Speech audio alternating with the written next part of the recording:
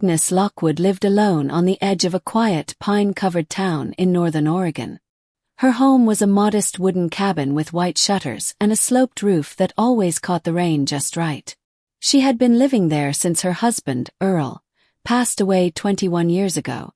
At 68, Agnes had long since grown used to the sound of silence filling the rooms of her home. It wasn't cruel silence. It was heavy, old silence, like worn-out wallpaper or a blanket that had stopped giving warmth. She hadn't always been this way.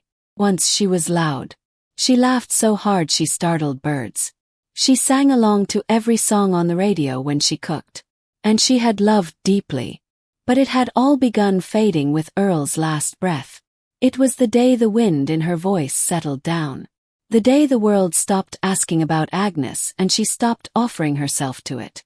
Every morning, she sat at the same kitchen table, under the same flickering bulb, sipping tea she no longer tasted, looking out at the same patch of mossy yard.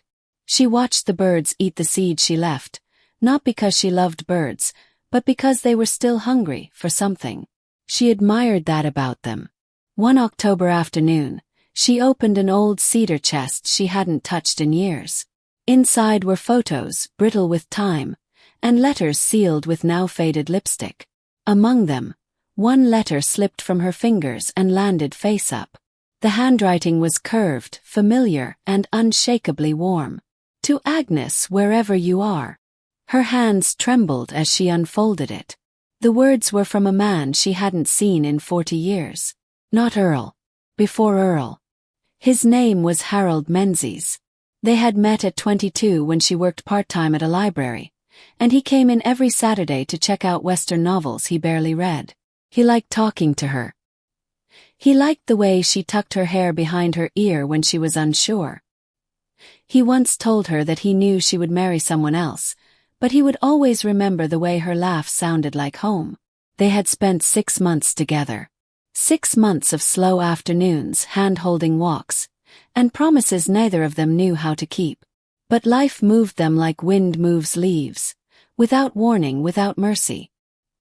He left town for his father's funeral and never came back. She waited for months, then years.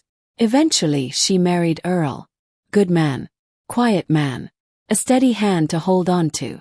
But now, all these years later, Harold's letter had found its way into her trembling hands. I thought I saw you once at the pier in 1997, but I didn't have the courage. Maybe that's always been my flaw. If you ever read this, know that I meant to return. I just didn't know how. Agnes folded the letter back carefully, smoothing the creases. Her heart thudded, not fast but deep, like it hadn't moved in years and was trying to find its rhythm again. For days she walked to the same pier, alone, watching the waves crash and pull away. Not in desperation. In quiet hope. The kind of hope that doesn't expect answers but shows up anyway. One early evening, the sky bruised with sunset, she sat at the edge of the dock wearing a blue shawl she hadn't worn in years. A man passed by, tall, silver-haired, but with a familiar slouch. He looked out at the sea and then turned toward her, hesitant. Agnes smiled first. He approached slowly. Agnes Lockwood. She nodded. And for the first time in 40 years, she whispered his name. Harold. There were no tears. Only a long silence. A shared moment of acknowledgement that life had carved its own paths, but somehow allowed theirs to cross again. They talked until the sun disappeared and stars replaced it. They didn't make plans or promise to fix what was broken. They just sat together, two old souls no longer weighed down by the what-ifs, but held up by the fact that they still remembered. The next morning, Agnes woke up and for the first time in decades, made 2 cups of tea.